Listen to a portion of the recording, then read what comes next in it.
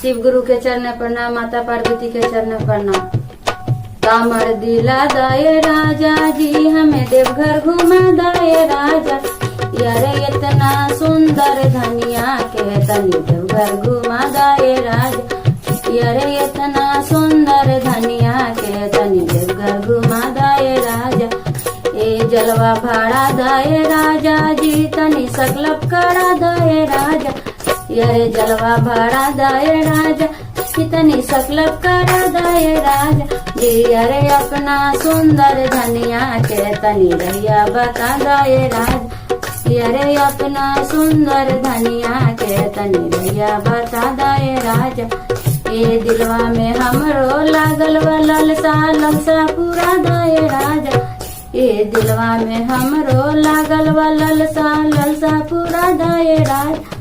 यारे अपना सुंदर धनिया के एगो कामर दिला दाए राजा। यारे इतना सुंदर धनिया के तनी देवघर घुमा दाए राजा।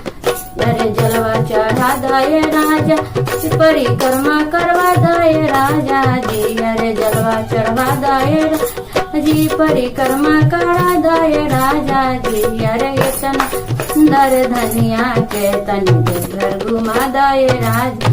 यारे इतना सुंदर धनिया के तनी देवघर घुमा दाए राजा। यारे दिलवा में हमरो लागल व ललसा ललसा पूरा दाए राजा।